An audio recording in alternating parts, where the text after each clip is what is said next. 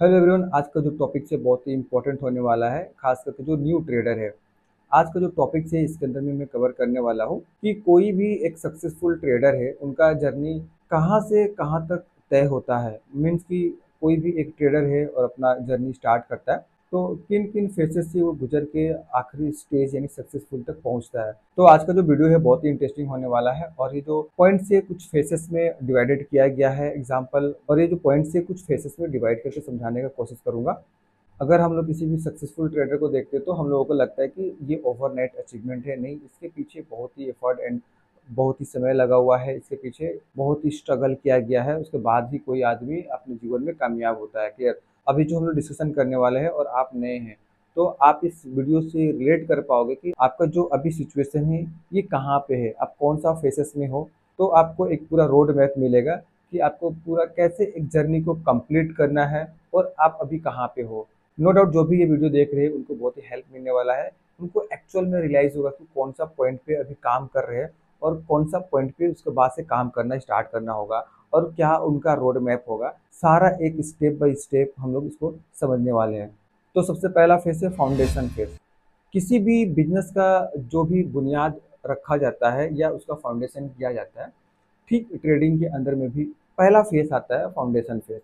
कि ट्रेडिंग का जो फाउंडेशन है इसको हमको समझना जरूरी है कि अगर हम एक नया ट्रेडर है तो इसका फाउंडेशन कैसा होना चाहिए और हमें कैसा काम करना चाहिए फाउंडेशन फेज में, शुरुआत के टाइम में। फाउंडेशन फेज के अंदर में हम लोगों को क्या देखने को मिलता है और क्या समझना रहता है। तो फाउंडेशन फेज जो है इसके अंदर में नॉलेज बिल्ड करना रहता है हम लोगों को, और इसके बीच में जो समय लगता है, मैं जो समय बता रहा हूँ टेक्निकली कम बता रहा हूँ, मे भी थोड़ा सा ज़्यादा भी लग सकता है। 2 से 3 महीने का इसके अंदर में मोटा मोटी समय लगता है। सबसे पहले हम लोग देखेंगे इसके अंदर में गोल क्या है। तो इसके अंदर में सबसे पहले हम लोग देखेंगे लर्न बेसिक नॉलेज, जो कि इसके अंदर में आ जाएगा आपका स्टॉक, इंडेक्स, एफएनओ। ये सब है क्या, स्टॉक काम कैसे करता है, एफएनओ के अंदर में काम कैसे होता है, फ्यूचर काम कैसे करता है, ये सारा कुछ पहले हमको शुरुआत के टाइम में समझनी होगा। ये सारा बेसिक चीज़ें है। एग्जाम्पल स्टॉक, स्टॉक बहुत सारे हैं जैसे कि एचडीएफसी बैंक, रिलायंस, बहुत सारा हजारों स्टॉक है इंडियन मार्केट के अंदर में।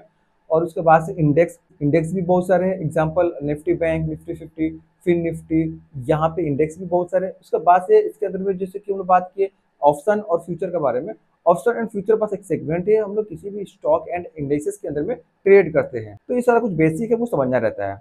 उसके बाद से हम लोग समझेंगे अंडरस्टैंड मार्केट ऑर्डर, जैसे कि limit order, market order, stop loss order. ये सब चीज़ें है क्या और इसको यूज़ कैसे किया जाता है। एग्जाम्पल मान लीजिए stop loss order. Stop loss order कुछ भी नहीं, अगर कहीं भी आप एंट्री ले रहे हैं और जस्ट उसके लिए आप प्लान करें कि इस पॉइंट पे मेरे को एग्जिट करना है, उसी को हम लोग स्टॉप लॉस ऑर्डर बोलते हैं। और जब भी आप एंट्री लोगे उसके बाद ही वो लगाया जाता है। लिमिट ऑर्डर क्या होता है कि लिमिट ऑर्डर की एग्जाम्पल, अगर मेरे को बाई करना है, मान लीजिए कि 1600 पे बाई करना है किसी भी स्टॉक को, तो अगर प्राइस को चल रहा है 1580 रुपया, तो हमको क्या करना है कि जब ऑर्डर बुक ओपन होगा जहाँ पे आप बाई करने जा रहे हो, वहाँ पे एक फॉर्म खुला रहता है। फॉर्म के अंदर में बस आपको वहाँ पे इनपुट करना रहता है कि हाँ 1600 पे मेरे को बाई करना है। उस प्राइस को आप जब डालोगे तो वो लिमिट ऑर्डर में चला जाता है। जब प्राइस 1600 जाएगा तो आपका वहाँ पे एक एंट्री एग्जीक्यूट हो जाएगा। मार्केट ऑर्डर क्या होता है कि मार्केट ऑर्डर कुछ भी नहीं, जहाँ भी प्राइस चल रहा है, आप जहाँ भी बाई और सेल करने चाह रहे हैं उसी प्राइस पे वो एग्जीक्यूट हो जाएगा, उसको लोग मार्केट ऑर्डर बोलते हैं। नॉर्मली ये सारा चीजें शुरुआत में वो देखना रहता है। इसके बाद से आता है स्टडी कैंडल स्टिक, पैटर्न,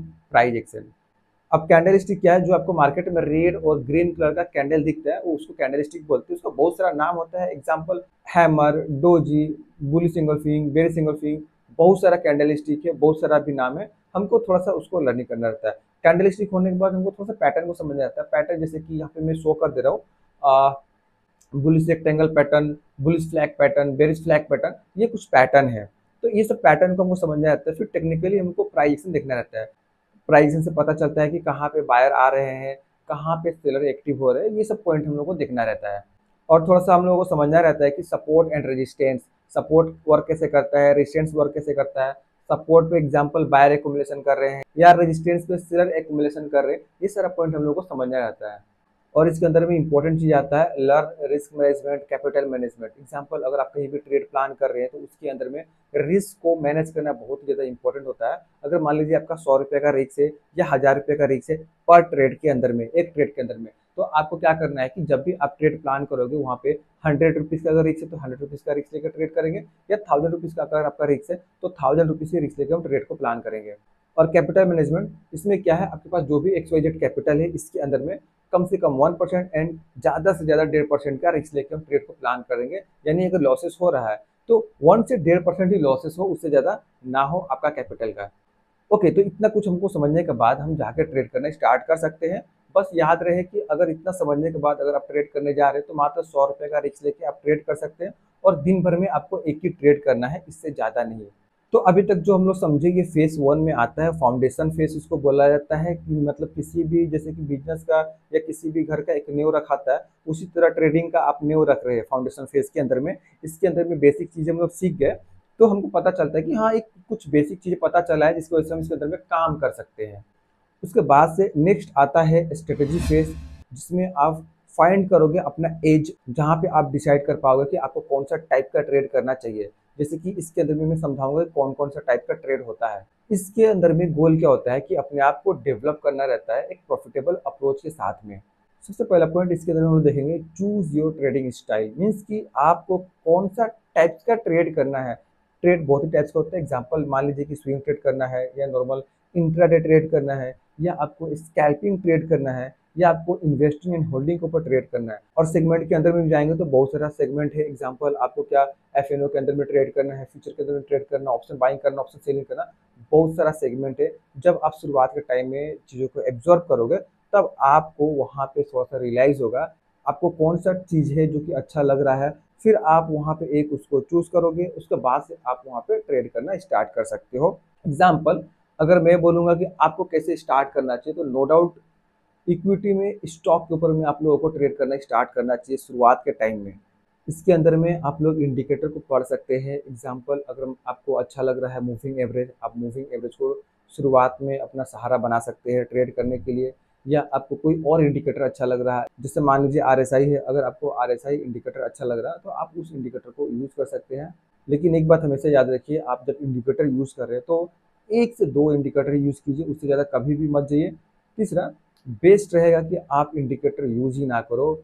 शुरुआत आप कर रहे हैं तो अच्छा सी करो, भले लेट हो लेकिन आप इंडिकेटर यूज़ मत करो, क्योंकि लास्ट में जो प्रोफेशनल ट्रेडर होते हैं वो कभी भी इंडिकेटर को यूज़ नहीं करते। तो अगर शुरुआत से अगर आप लोग इंडिकेटर को अवॉइड करना स्टार्ट कर दोगे तो आप बहुत ही अच्छा ट्रेडर बन जाओगे।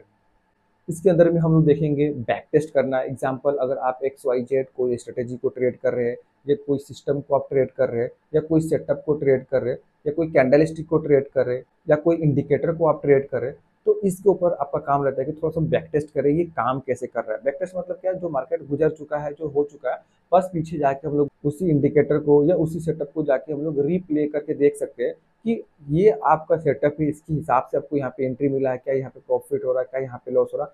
आप जाके प्रैक्टिस करके सारा कुछ चेक कर सकते हैं। और सबसे ज़्यादा इम्पोर्टेंट कि जब आप ये सब करना स्टार्ट कर रहे हैं तो मेक श्योर आप अपना ट्रेडिंग जर्नल बनाना स्टार्ट करो। जो कुछ भी समझ में आ रहा है, जो कुछ भी ट्रेड कर रहे हैं, उसको आप एक नोट बनाओ, डायरी में लिखिए। डायरी में लिखने के बाद जाके उसको एब्जॉर्ब कीजिए कि अगर आपका प्रॉफिट हुआ तो कैसे कैसे हुआ था, आपने वहाँ पे कैसा कैसा एक्शन लिया था, या अगर लॉसेस हुआ तो वहाँ पे जो लॉसेस हुआ था उसका रीजन क्या था, क्या आपने खुद से लॉसेस को बुक किया, क्या मार्केट ने आपका ट्रेलिंग एसएल हिट किया, कि मार्केट ने आपका एसएल हिट किया। ये सारा कुछ आपको लिखने होगा, उसको जाके रिवाइज करने होगा, मार्केट के साथ मिलाने होगा, फिर आप जाके आगे समझ सकते हैं कि वहाँ पे गलती किसका हो रहा है, क्या मार्केट की गलती है कि आपका गलती है। तो हमेशा याद रखिए डायरी को मेंशन करना बहुत ही ज़्यादा इंपॉर्टेंट है। शुरुआत का टाइम में मैंने जब इसको स्टार्ट किया तो ही मेरे अंदर में अलग लेवल का कॉन्फिडेंस निकल के आया। तो ये जो फेसेस था इसको हम लोग बोलेंगे स्ट्रेटेजी फेसेस।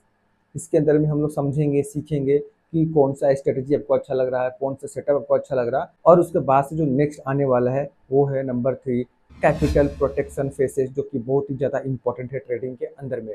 हमेशा याद रखिए अगर आप कोई भी बिजनेस कर रहे हैं दुनिया में, तो एक जो कैपिटल होता है वो किसी भी बिजनेस का रीढ़ का हड्डी माना जाता है। तो ट्रेडिंग के अंदर में कैपिटल को बचाना सबसे ज़्यादा इंपॉर्टेंट है। इस फेज के अंदर में हम लोग का गोल क्या रहता है कि कैपिटल को कैसे सेव करना है और मार्केट में कैसे सरवाइव करना है। एग्जाम्पल 5 से 10 हज़ार रुपये बहुत ही ज़्यादा है एक नया ट्रेडर को अपना जर्नी स्टार्ट करने के लिए। इसके अंदर में आपको स्ट्रिक्टली स्टॉप लॉस को अप्लाई करने होगा, जिससे मैंने शुरुआत में समझाया था कि बिना स्टॉप लॉस को हम लोग ट्रेड नहीं प्लान कर सकते हैं। तो जो भी आप ट्रेड कर रहे हैं उसके अंदर में स्टॉप लॉस को लगाना बहुत ही ज़्यादा ज़रूरी है। तो ये स्ट्रिक्टली रूल आपको फॉलो करना चाहिए। इसके बाद से हम लोग देखेंगे कि आपको जो फोकस होना चाहिए एकदम क्वालिटी वाला सेटअप के ऊपर होना चाहिए, ना कि क्वांटिटी वाला।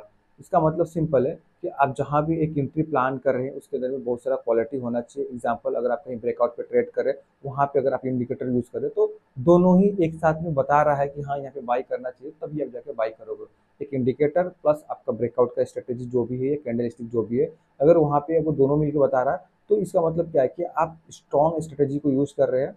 उसके बाद से आपको ट्रेडिंग में ना ओवर ट्रेडिंग अवॉइड करना चाहिए। एक दिन में 2 से 3 ट्रेड ही प्लान करना चाहिए, उससे ज़्यादा नहीं।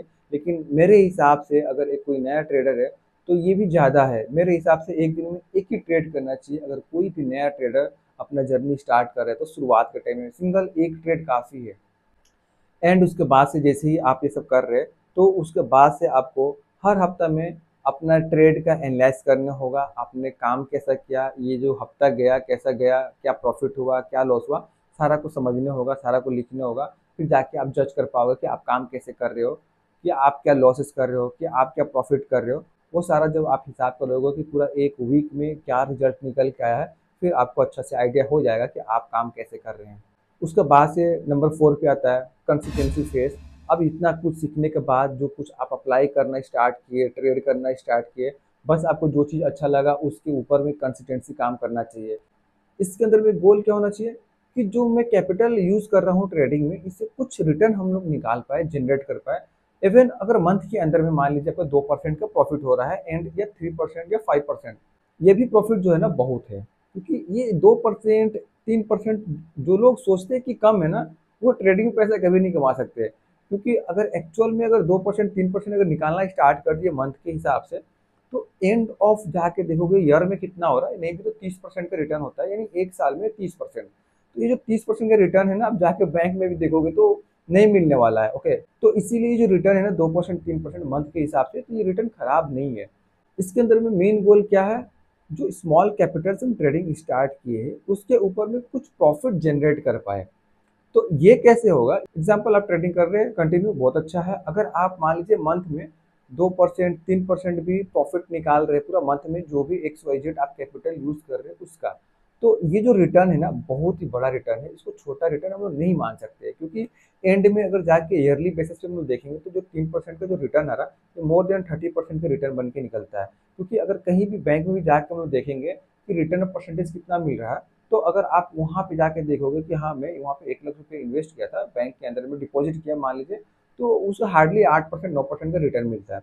लेकिन यहाँ पे क्या है कि अगर आप 3% भी मंथ में निकाल रहे हैं तो ये बहुत ही बढ़िया काम है आपके लिए। नो डाउट ये आगे चल के और भी ग्रो करेगा, धीरे धीरे आपका स्केल जैसे जैसे ग्रो करेगा। इसके अंदर में हम लोग धीरे धीरे क्वांटिटी को भी बढ़ा सकते हैं। अगर मेरा कॉन्फिडेंस जैसे जैसे बढ़ रहा है तो हम वहाँ पे थोड़ा सा क्वांटिटी को बढ़ा सकते हैं। एग्जाम्पल, अभी हम ट्रेड कर रहे थे मान लीजिए 1000 रुपये का रिस्क लेके, तो यहाँ पे हम 500 रुपया या 1000 रुपये और अपना रिस्क को बढ़ा के अब ट्रेड करना स्टार्ट कर सकते हैं। क्योंकि हम लोग बेसिक सीखा, बहुत कुछ किया, कैपिटल बचाना सीख लिया, ट्रेडिंग कर रहे कंटिन्यू, प्रॉफिट थोड़ा कम हो रहा है लेकिन हो रहा है।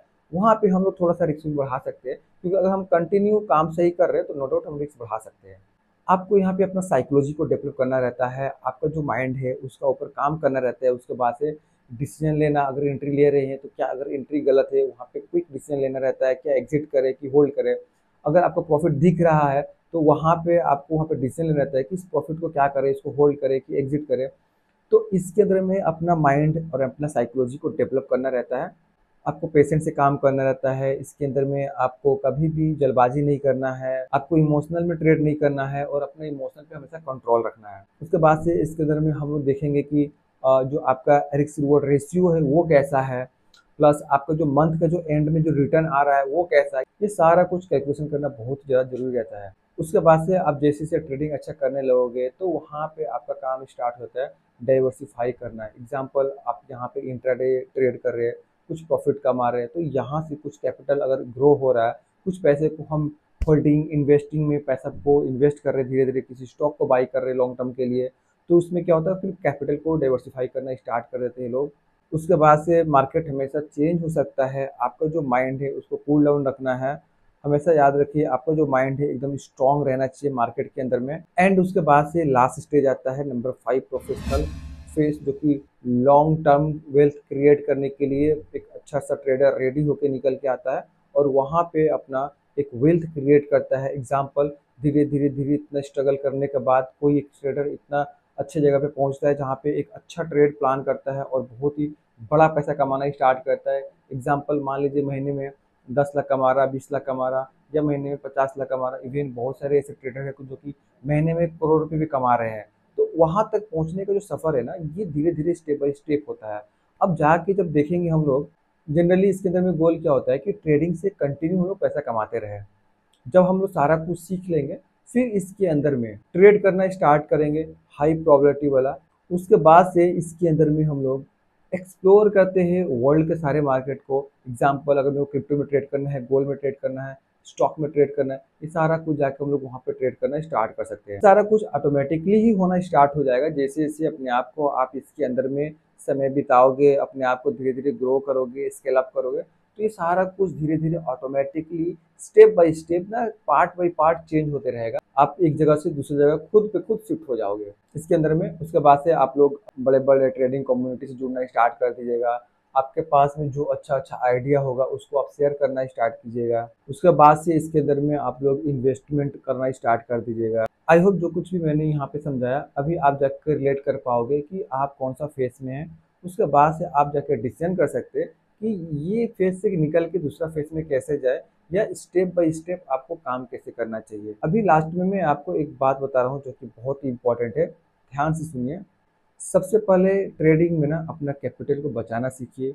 उसके बाद से जब कैपिटल को बचाना सीख जाओगे तो प्रॉफिट खुद ब खुद बनना आ जाएगा, क्योंकि प्रॉफिट एक स्केल के बाद ही आता है। विदाउट स्केल कोई प्रॉफिट नहीं कमा सकता है। आई होप आपने इस वीडियो को बहुत इंजॉय किया होगा। और मिलते हैं नेक्स्ट वीडियो में, तो bye bye, thanks to watching this video.